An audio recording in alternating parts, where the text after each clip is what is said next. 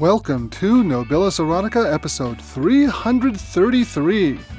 I am your host, Nobilis Reed. This episode of Nobilis Erotica is sponsored by Circlet Press, the world's leading publisher of erotic science fiction and fantasy since 1992. Celebrate the erotic imagination with them at circlet.com. This week's story is And Friday is Formal Day by Owen James Franks. It originally appeared in the anthology Coffee Hot, edited by Victoria Pond and available now from Circlet Press. Owen James Franks got started writing erotica the same way he got started with a lot of things: good friends, a happy hour, and a few espresso martinis. And Friday is Formal Day is his first published story. He lives in the Pacific Northwest with his wife and 5 children, and generally does his writing in places that are quieter than his home office, such as coffee shops and jackhammer test facilities. It's narrated by yours truly.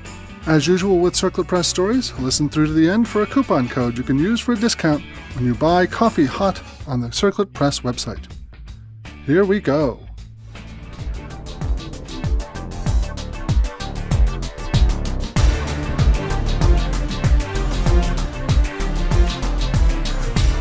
And Friday is Formal Day by Owen James Franks.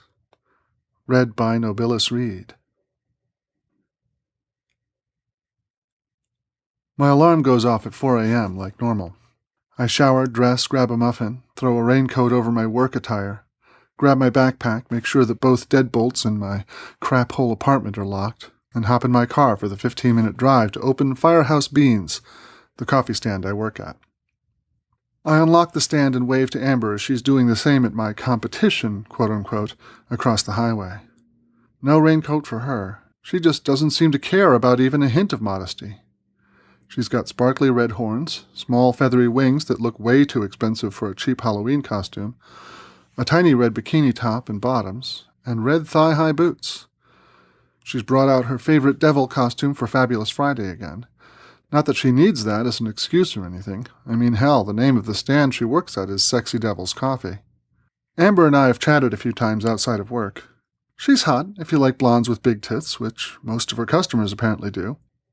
Mostly we've compared customer breakdowns. The funny thing is we mostly get the same kinds of people, just flip the genders. She gets more pushy frat boys asking for inappropriate things. I get more pushy cougars who got where they are in life by never taking no for an answer. Okay, there are a few differences. I've never had patrons yell at me to show my tits, or been offered $20 to lick whipped cream off another barista. Not that I wouldn't happily do that to Amber for free, amongst other things, but we never really hit it off like that. When part of your job is flirting with the customers, sometimes you just want to turn it off once you leave the job, and it's nice to just be able to talk to someone who understands what your day is like. I'm in at 4:50. 10 minutes gives me enough time to get cups, beans, flavors, and all the other things I need ready to go for my first customers, and hang my raincoat on her peg behind the tiny washroom door. Check the mirror, straighten my bow tie, make sure my Tux Speedo isn't showing off anything I don't want to, and flip on the open sign. Oh, and take a selfie to post to the stand's Instagram account. Formal Friday is usually good for a few new followers, and the occasional curious new customer.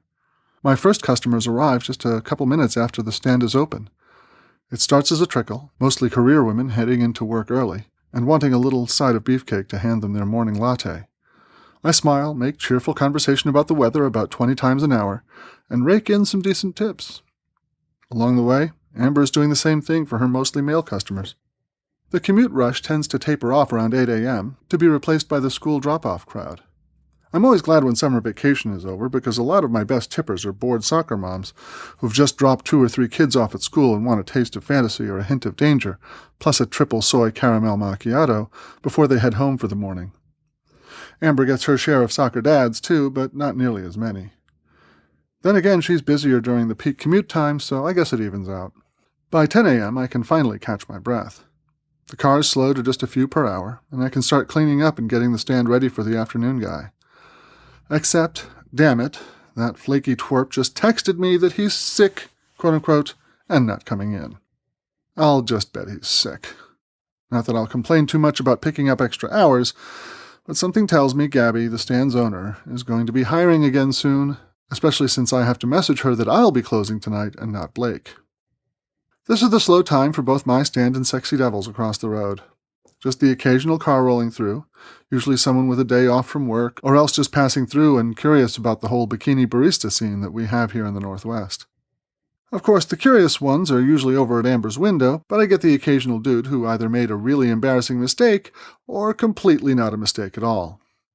I have a few regulars who swing by, too. Most of these I know by name, and half the time have a drink ready for them before the car even rolls up. There's always a few customers trying to get my attention, and I'm happy to encourage a little flirting. It's not for nothing that my tip jar says, "just the tip" on it. I take a break at 1, throw my raincoat on, and walk around the outside of the stand. Just making sure that no one's thrown a bag of trash where I can't see it, missed the tip jar and dropped money on the ground, or whatever. Amber's got a customer again, 2 dudes in a lifted bro-dozer pickup truck. I pause and take a closer look at the truck. Amber mentioned before that for some reason guys with big lifted pickups seem to be the ones most likely to cause her problems, and judging by what I can see through her window, this one takes the cake.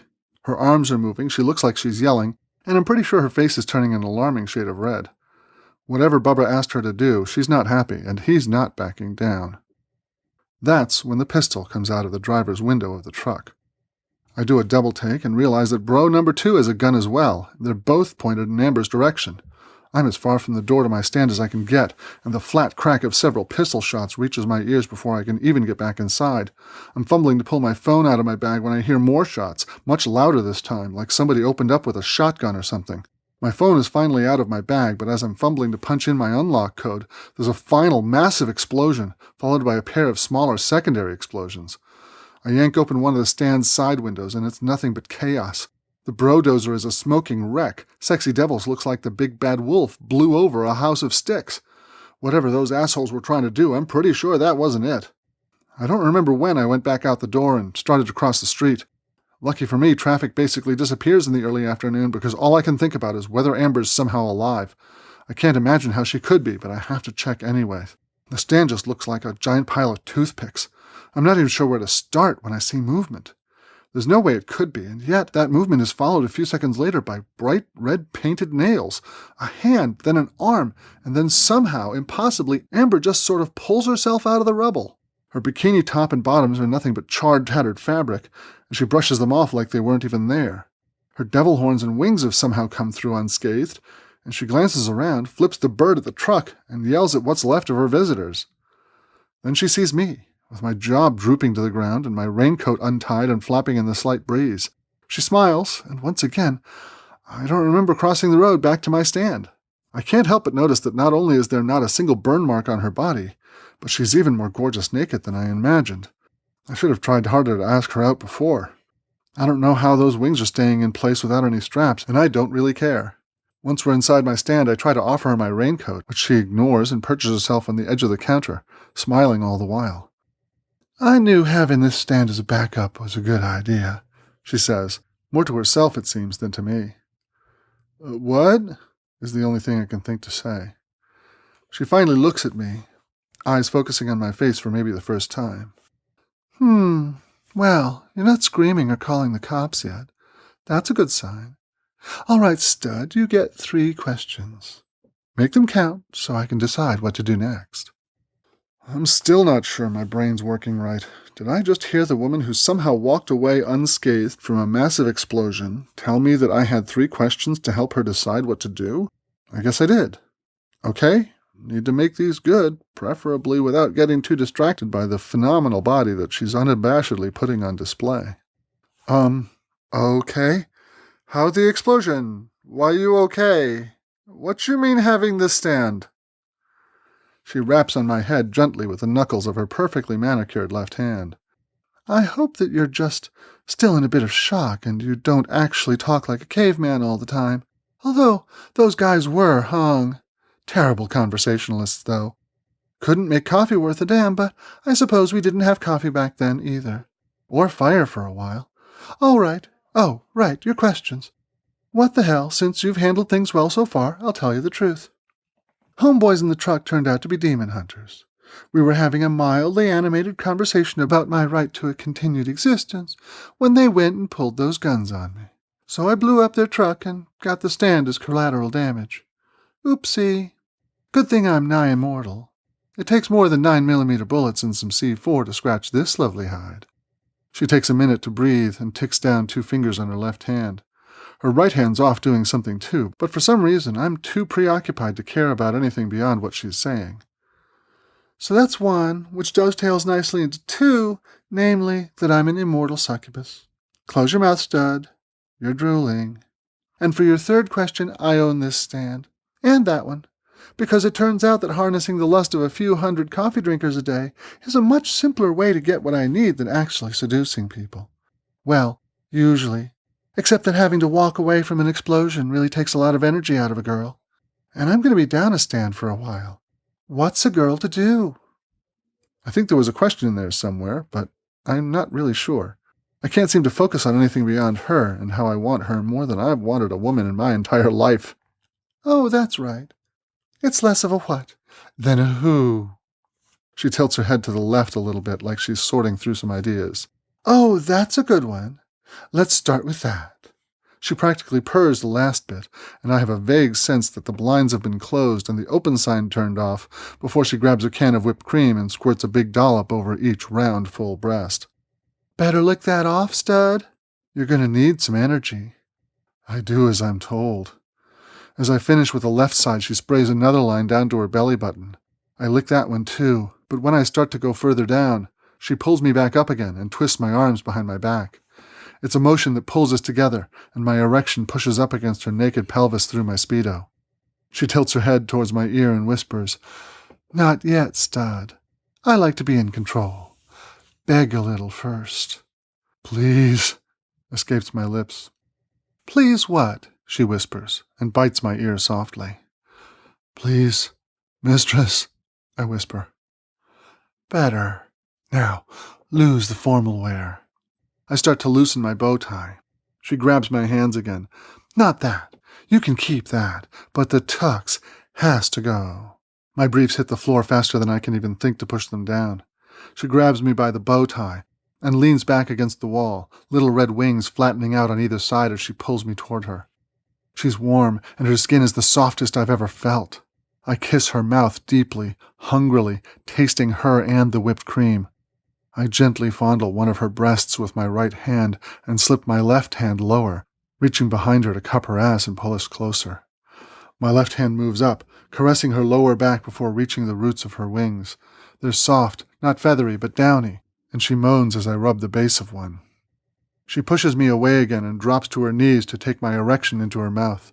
She licks up one side and down the other, then gently bobs the head in and out of her mouth. She runs one fingernail up the shaft with agonizing slowness, grinning wickedly as she does. Oh, yes, you'll do nicely. Work's got you all pent up, doesn't it? All that flirting, but nothing to spend it on. Poor stud, someone should give you a raise. But you're going to have to earn it first, she says as she moves to sit delicately in the only chair in the stand. She still has the whipped cream canister in one hand, and now she sprays around her shaved mound. All right, stud, I gave you a tease. Now it's your turn. On your knees, and eat. I obey almost before the words can register. It's sweet cream, then salty skin, as I gently lick around her sex, then up, softly caressing her with my tongue. I slip a couple fingers inside her wetness as she moans softly. That's right, more of that, right there. She pushes my head into her as I keep licking and sucking where she likes it most. I keep my right hand moving in and out, and she moans again, louder. I can feel her thighs starting to tremble a little bit with every lick, and I slow down, drawing out the moment until she releases. She shudders, and I want nothing more than to be inside her. She knows it, sliding off the chair and pushing me down onto the floor, then straddling my hips, just above where I desperately want her to be. She smiles. Good boy. I think you're going to work out well. Now, what do you have left? I'm already so aroused I shudder from just her touch as she glides back onto me, before levering herself up to slip my cock inside her. My hands come up around her hips, gently rocking her back and forth while she slips one hand down for herself. We rock together, me guiding her on me for a few moments before she grabs my hands and pulls me up. Half-seated now, she pushes my hands behind her and onto her wings, sighing in ecstasy as I rub the sensitive bases where they meld into her back. Oh, gods, I haven't been able to use this form for centuries. Right there. My hands slide up and down her back as she rides me to completion. A wave builds up inside me, and I can do nothing but release it inside of her, gasping as her body shudders in time with mine as I empty a wave, no, an ocean, into her. I'm spent. Drained. More than I've ever felt before. She smiles, suddenly gentle as she pushes off of me and helps me to my feet. Now she wraps my raincoat around herself. You know, I'm not sure how your boss is going to feel about you fucking the competition on the job. There's a wicked grin on her face as she continues. Oh, that's right. I'm your boss. I guess that means you get away with it this time. In fact, I might even give you a raise. That energy you just provided ought to keep me going until I can get Sexy Devils up and running again. Her features suddenly change. The horns and wings disappear, the blonde hair changes to brunette, and it's not Amber standing in front of me now, but my boss and stand owner, Gabby. I'll save you the question. Shapeshifter, too. Makes hiring easier. And from what I hear, I've got to get another afternoon side of beefcake in here, plus go to see some boring insurance men about the gas leak that tragically destroyed my coffee stand. Luckily for me, I had stepped out for a few minutes to get some supplies. She slaps my ass and turns around to walk out the door. Better get reopened. Oh, and don't forget to put your tux back on. I run a classy establishment, not some sleazy joint where you can serve coffee with your dick hanging out. And then she's gone, leaving me to try and get ready for the afternoon crowd with legs still wobbling from the most intense sex I've ever enjoyed. It's back to moms on their way to pick up the kids from school, afternoon commuters, and finally closing up. None of them knows how their hungry eyes are feeding a creature who stepped straight out of a myth. I'm never going to look at this job the same again.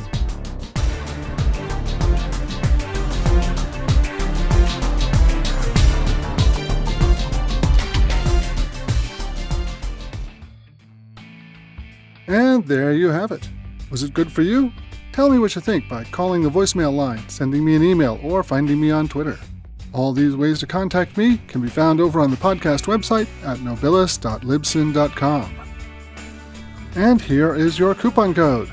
You can get 50% off the ebook version of Coffee Hot on the Circlet Press website by using the coupon code HOTCOFFEE with no spaces. Stay subscribed. In October, we'll have more episodes of Capricious, a Metamore City story by yours truly, and of course, another marvelous story from Circlet Press. You have been listening to the Nobilis Erotica podcast. Theme and incidental music are used under license from Digital Juice. This podcast is released under a Creative Commons Attribution, Non-Commercial, No Derivatives license. Until next time, listen hard.